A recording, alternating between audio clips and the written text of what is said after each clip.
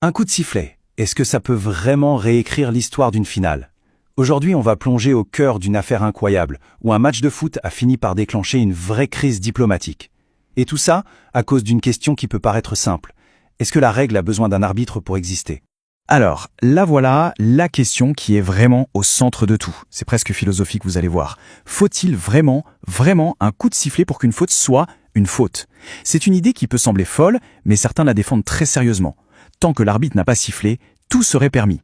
Un peu comme si le règlement attendait sagement la permission d'un sifflet pour s'appliquer. Allez, on creuse ça ensemble. On plante le décor. Imaginez un peu. La finale de la Coupe d'Afrique des Nations, la CAN. Une affiche de rêve. Maroc contre Sénégal. L'ambiance est électrique, c'est le moins qu'on puisse dire. La tension est palpable, on pourrait la couper au couteau. Et tout ça, c'était avant même que l'incident n'éclate. Et puis, le voilà, le déclencheur, l'étincelle qui met le feu aux poudres. Une décision de la VAR, l'assistance vidéo à l'arbitrage. Une décision qui ne passe pas. Et là, c'est le chaos. Un chaos total qui va déclencher une réaction en chaîne à laquelle personne, absolument personne ne s'attendait. Alors, regardons ça de plus près, étape par étape. Tout part de cette fameuse décision de la VAR. Protestation. Et là, l'impensable. L'équipe sénégalaise, en bloc, quitte le terrain. Carrément, le match est interrompu. S'ensuivent 14 longues minutes de flottement, de confusion totale. Puis, l'équipe revient. Le match reprend et il va même jusqu'à son terme avec une victoire du Sénégal. Enfin, une victoire sur le terrain, parce que le vrai match, le match juridique, lui, ne fait que commencer. Et le vrai tournant, ce n'est pas le score, c'est ce geste de quitter le terrain. Voilà, le match est fini. Mais l'histoire, elle, est très loin de l'être. Maintenant, on quitte le gazon pour les bureaux, pour les textes de loi. Et c'est là qu'on va voir s'affronter deux mondes. D'un côté, la règle, froide, implacable. Et de l'autre, l'émotion brute du terrain. Et pour bien piger ce qui va suivre, il y a un mot-clé à avoir en tête, forfait. Le forfait, en gros, c'est quand les règles prennent le dessus sur le score, peu importe qui a gagné sur le moment. Si une règle fondamentale a été violée, eh bien le résultat sportif est tout simplement annulé. C'est la règle qui tranche. Et dans ces cas précis, la Confédération africaine de football, la CAF, ne va pas chercher midi à 14h. Elle ouvre son règlement. Et qu'est-ce qu'elle y trouve? Les articles 82 et 84, qui sont limpides. L'infraction, c'est quoi? C'est de quitter le terrain sans l'accord de l'arbitre. C'est un fait. Et la conséquence, elle est écrite noir sur blanc. Défaite par forfait 3-0. Point. Le règlement, il ne se préoccupe pas de l'ambiance ou des intentions. Il sanctionne un acte. Et cet acte, personne ne peut le contester. Et c'est là que tout se joue. C'est le cœur du débat. L'argument de la partie sénégalaise, c'est de dire « Ok, on est sorti, mais on est revenu, donc ça annule la faute, non ?»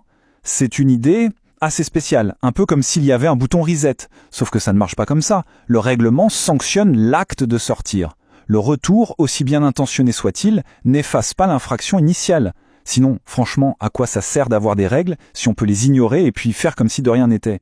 Du coup, on se retrouve avec deux versions de l'histoire. Deux narratifs, deux camps qui s'affrontent, avec des arguments qui sont aux antipodes l'un de l'autre. D'un côté le Sénégal, de l'autre le Maroc.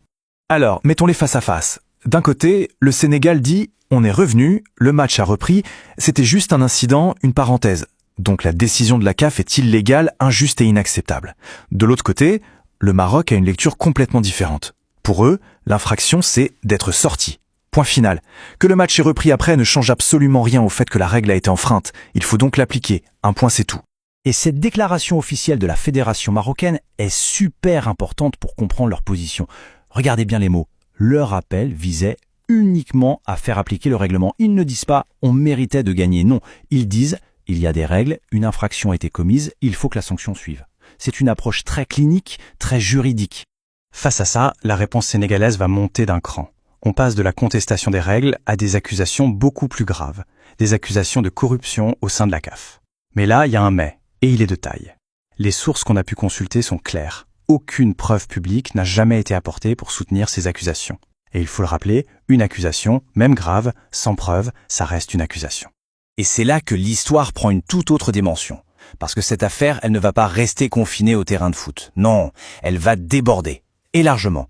On va entrer dans la sphère politique, diplomatique. Et ça va révéler à quel point les liens entre ces deux nations sont complexes. Parce qu'il faut bien comprendre une chose, ce n'est pas n'importe quel pays qui s'affronte ici. Le Maroc et le Sénégal sont des alliés historiques, très très proches. Le Sénégal soutient le Maroc sur des dossiers ultra sensibles, comme celui du Sahara. Alors quand cette crise footballistique éclate, ce n'est pas juste un match, c'est une alliance stratégique majeure qui est mise à rude épreuve. L'affaire est montée tellement haut que même le roi du Maroc, Mohamed VI, est intervenu personnellement. Il a parlé d'actes déplorables, oui, mais il a tout de suite ajouté que la fraternité africaine doit prévaloir. C'est un message très clair pour essayer de calmer le jeu, pour dire que le sport, c'est une chose, mais que les relations politiques entre les deux peuples, c'en est une autre, bien plus importante. Finalement, ce match, c'est devenu bien plus qu'un match. C'est un peu comme un miroir qui nous renvoie à des questions beaucoup plus profondes. La fierté nationale, bien sûr, la crédibilité des grandes institutions comme la CAF, et puis ce débat qui n'en finit jamais. Qu'est-ce qui est le plus important ? L'esprit du jeu, ce qui nous semble juste à l'instant T, ou la lettre de la loi, le règlement, écrit noir sur blanc ? Ok, alors si on devait résumer, qu'est-ce qu'on retient de toute cette histoire ? D'abord, sur le terrain, c'est bien le Sénégal qui a gagné, mais dans un chaos indescriptible. Ensuite, sur le plan juridique, la CAF a appliqué son règlement à la lettre et a donné la victoire au Maroc sur tapis vert. Troisièmement, la défense du Maroc a été purement procédurale, la règle, toute la règle, rien que la règle. Quatrièmement, les accusations de complot lancées par le Sénégal manquent de preuves publiques. Et enfin, et c'est peut-être le plus lourd de conséquences, cet incident a sérieusement abîmé une alliance politique majeure. Voilà les faits. Et voilà, on boucle la boucle. On revient à notre question du début. Et elle est presque ironique maintenant qu'on a tout le contexte, non ? Faut-il vraiment un coup de sifflet pour reconnaître qu'une faute a été commise ? Parce qu'au fond, dire le contraire, c'est dire qu'on peut effacer une infraction, la transformer en un simple détail, juste parce que le jeu a repris. Mais si on commence à accepter cette idée, alors une dernière question se pose, et elle est cruciale.